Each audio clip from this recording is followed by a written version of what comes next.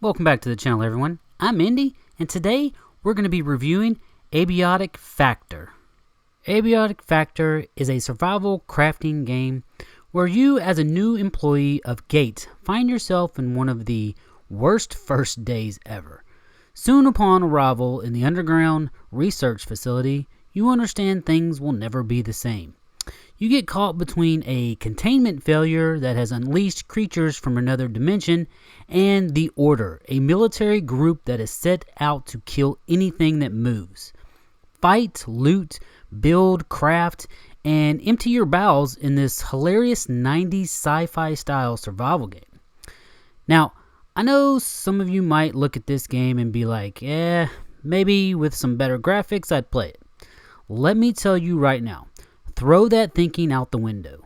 This game is in early access and it's already one of the best survival crafting games out there right now.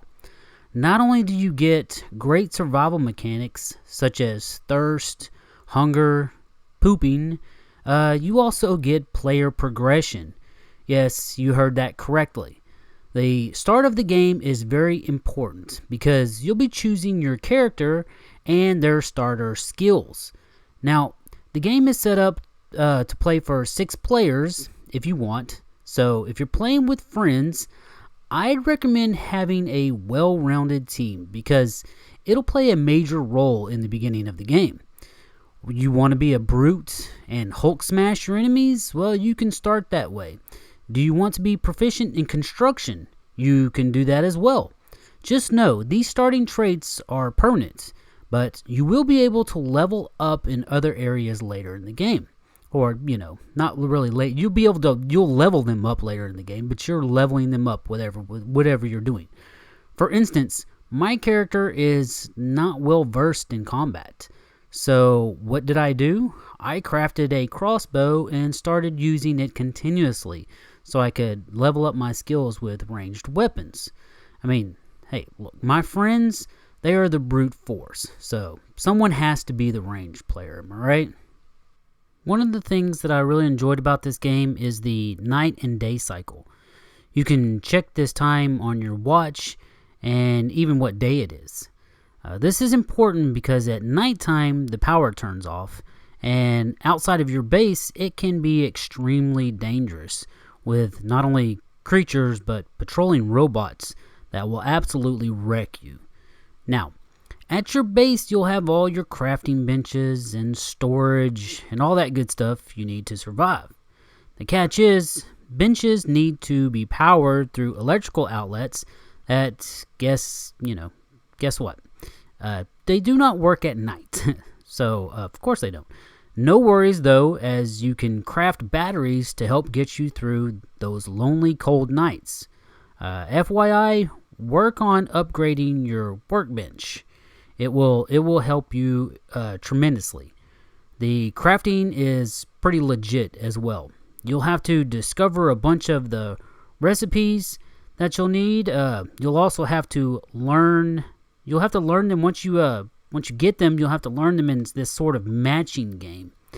It's fairly simple just to match up the items in the little boxes to learn the crafting recipes. And you'll understand when you see it. You will learn some of these recipes through computers, so it pays to search the areas thoroughly. Certain items will unlock, when you pick up certain items, they'll unlock recipes as well. Now, if you're anything like me, you'll have numerous bases. I can't help myself, I just have to have extra bases everywhere. It's actually advisable to have a few different locations as the map is quite big and you don't want to waste your time running back and forth everywhere. So we have 3 locations set up currently, but once you open up the tram system, it helps getting around to other areas a lot quicker. Can I just say I also love the fact that the tram has storage on it. I mean, talk about saving my butt a ton of time when I was moving one of my bases. Plus, if you die, you drop everything that isn't in your hotbar, so stashing stuff there has saved me a lot of time as well. Yes, you're going to die in this game, quite simply because some of the enemies are tough and they were relentless. But the military guys, they can be a pain. They're pretty tough. You'll have plenty to fight with though, from melee weapons to crossbows, guns, makeshift pistols, and much more. You can even craft makeshift armor, or you can pick up some better armor later in the game. I don't know how well your armor rating actually helps you, because I still get my butt handed to me all the time. It is what it is. A big thing Abiotic Factor has going for it, in my opinion, would be the ability to travel to these portal worlds. These worlds offer some valuable resources, but also come with the most insane creatures ever. I don't really want to spoil it for you, because the first time I encountered one of them, my jaw hit the floor. I was literally screaming at my buddy to come and look what I was seeing. And it's a really cool way to keep things fresh in the game. So not only do you have this huge complex that you're looting from, you also have, I think at the moment, you have 6 portal worlds to explore and loot. I mean, come on. What early access game gives you this much up front? Speaking of looting, you'll be able to break down chairs, tables, office cabinets, computers, and more to harvest resources. Quick tip, office cabinets can make for great storage containers, so don't break them all down. Plus, if you don't visit the area for a while, the resources are supposed to respawn. I like the way my friend put it. He said finding a certain parts are not impossible, but can be difficult at times. And this is big, as he puts it, because the weapon's durability isn't great, and you'll be scrounging for repair materials often so you can repair them at the repair bench. Plus, food options aren't exactly the best. You can buy food from vending machines, but once the money runs out, you're stuck deciding to eat potential radioactive meat that you can cook at your cooking station. And that meat comes from the enemies, so, who wants to be eating that all the time? Or you can eat tomatoes that you grow in your little growing pot or whatever place that you have. I mean, it's not really a sustainable way to keep your hunger at bay. And I think the tomatoes is probably... I've been searching for other seeds in the game so I can grow other items. I found some potatoes, but I didn't find any seeds. So I'm still looking for more things to grow in the game, because I like to do that. So if there is, I don't know of it. I've searched everywhere, and I have not found anything other than tomato seeds. Now, there is a story to follow, sort of. You are trying to escape the facility, but this is done by a few different ways. That being by reading emails on the computers, and which will also help you discover other recipes, by looking at the little pictures on it and stuff, or by discovering NPCs in the world and talking to them. There is voiceover work in the game, so you won't have to read everything. And that definitely brings back that 90s vibe. You may or may not get that, but, whatever. For all the great things I can say about this game, there are a few minor hiccups.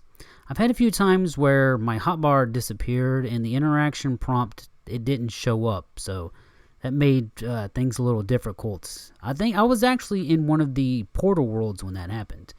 My friend also brought up that there are weird loading stutters at times. It's nothing game breaking, but it can mess you up when dealing with enemies. At this point though, for an early access game, the problems do seem pretty minor, and I'm sure they will all be worked out soon. So basically, the gameplay wise, it works for the most part as intended. As far as graphics, well, what you see is what you get. It's nothing spectacular, but that's not what this game is about. It's about having fun with your friends and, what can be a hilarious good time if, you guys get in the chairs and roll around. That's pretty fun.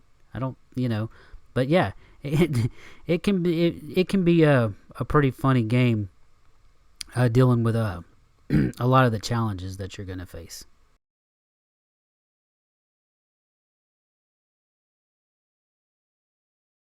Abiotic Factor is a new, refreshing entry into the survival genre. The crafting, looting, and fighting aspects of the game are satisfying. Any survival game fan should enjoy what is surely to become a hit to the fullest. I've put probably over 40 hours into the game now, and I'm still having an absolute blast. Fighting creatures, especially at night, is challenging, and discovering new areas isn't as simple as just walking right into them. I mean, for the most part it is, but you have to find your way around locked doors all the time, trust me. It doesn't give you a free pass to just roam around at all times.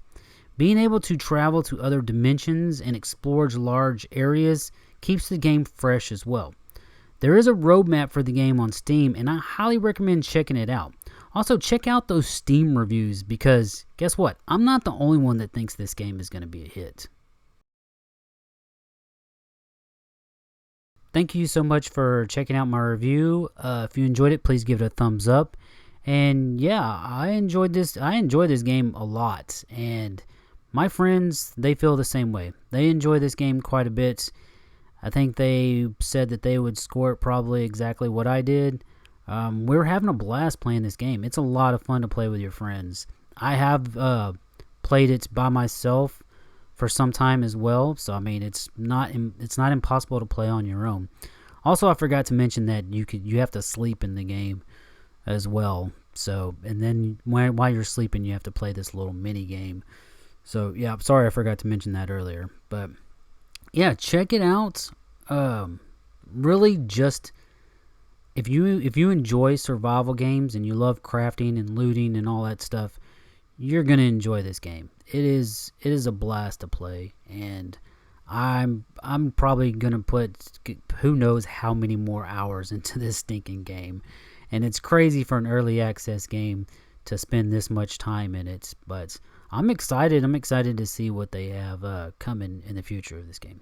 So again, thank you so much for checking out the review, and go check out Abiotic Factor. Thank you.